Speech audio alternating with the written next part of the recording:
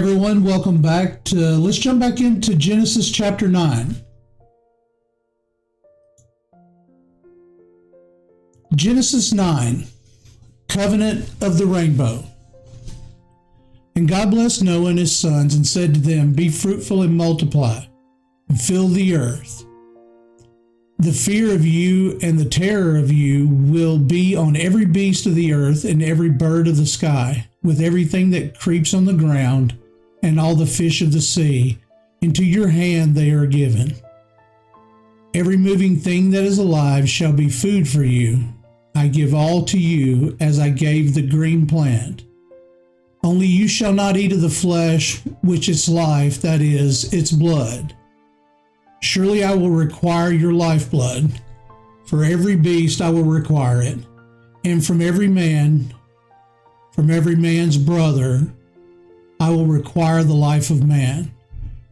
Whoever sheds man's blood, by man his blood shall be shed. For in the image of God he made man. As for you, be fruitful and multiply. Populate the earth abundantly and multiply in it. Then God spoke to Noah and to his sons with him, saying, Now behold, I myself do establish my covenant with you and with your descendants after you, and with every living creature that is with you, the birds, the cattle, and every beast of the earth, with you for all that comes out of the ark, even every beast of the earth. I establish my covenant with you, and all flesh shall never again be cut off by water of the flood, neither shall there again be a flood to destroy the earth. God said, This is the sign of the covenant which I'm making between me and you and every living creature that is with you for all successive generations. I set my bow in the cloud, and it shall be for a sign of a covenant between me and the earth.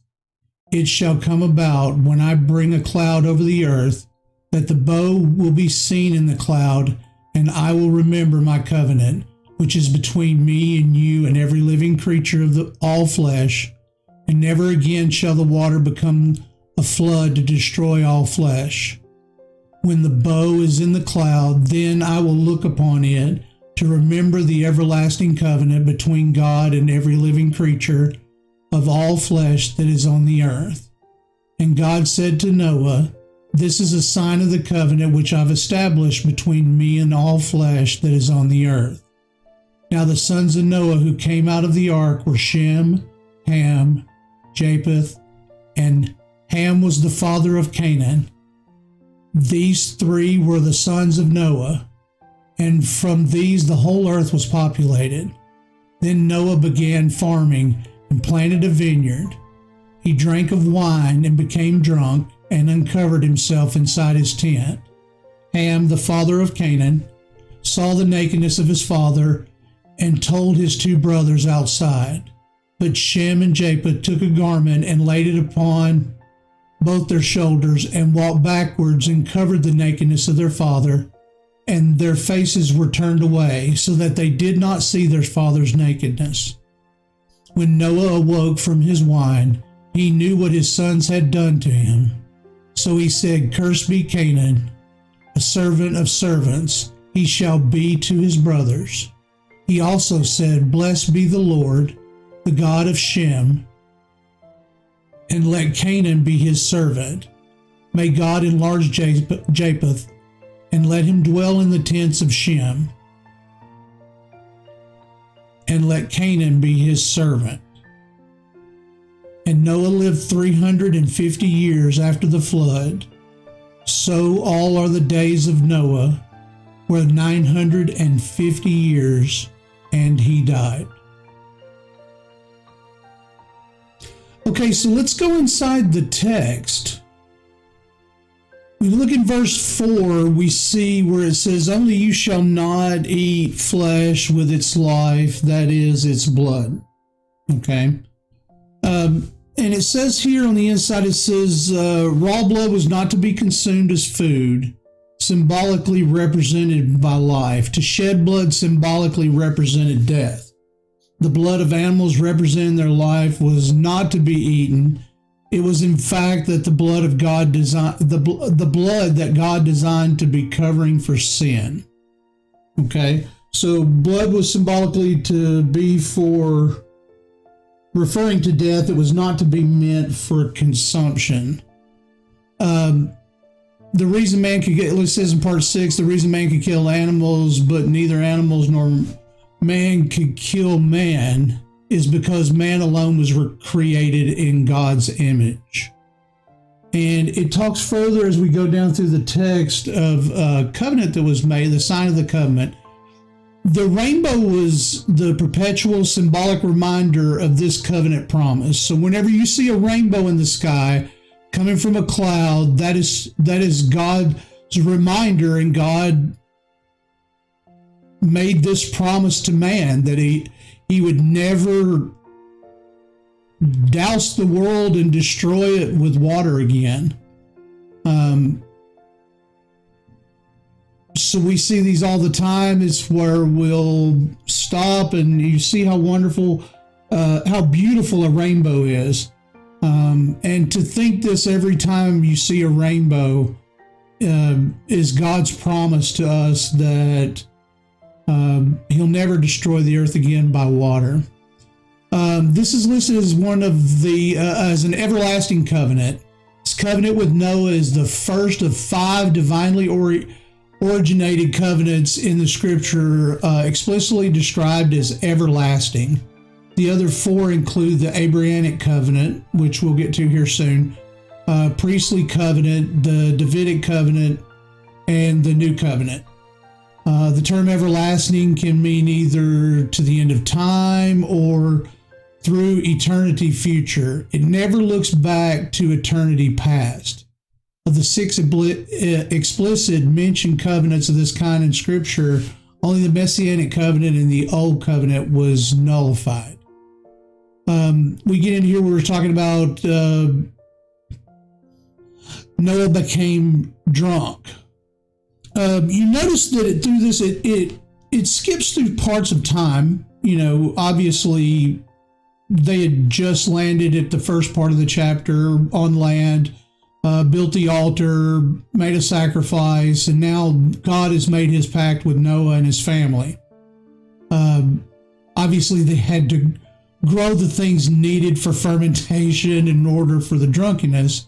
So you see it kind of skips through some of this time, and you have to realize this when you're reading some of this. It says fermentation, what leads to drunkenness, may have been caused by a change in the ecological conditions as a result of the flood. Noah may have taken off his clothes because of the heat or been involuntarily exposed due to his drunkenness. And it talks some more that's listed in here.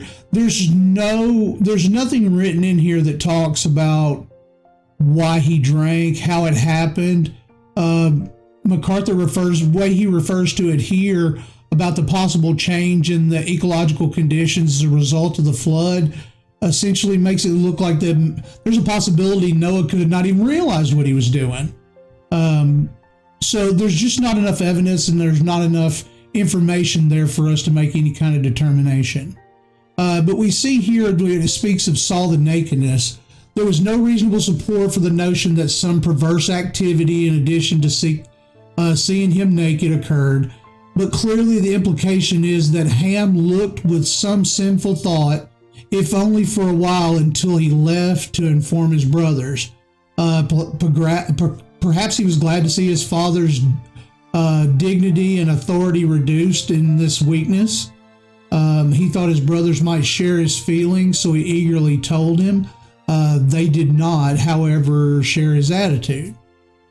So here's where you see a curse. Cursed be Canaan. The shift from Ham to his son Canaan established the historic legitimacy of Israel's later conquest of the Canaanites. These were the people of whom Israel had to do battle shortly after he has first heard Moses reading of this passage. So remember, this has all been given to Moses from God. And you'll will see through this, the span of time, it actually says in the notes in here, the span of time of the book of Genesis is longer than all the other books of the Bible combined.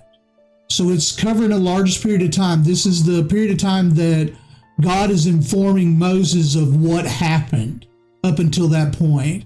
And he had just led Israel out of Egypt, and these were the people they were going to have to deal with. Yes, that's right. So these passages that were actually were given to Moses from God. This is where we get the Pentateuch. So it's talking about how we get into the sons of Ham when we get into the next chapter. Let Canaan be his servant. So we immediately see that Canaan has been stepped over or in line of succession because of his act. And then we'll proceed into chapter 10. So thanks for joining me, and look forward to you coming back in Genesis chapter 10.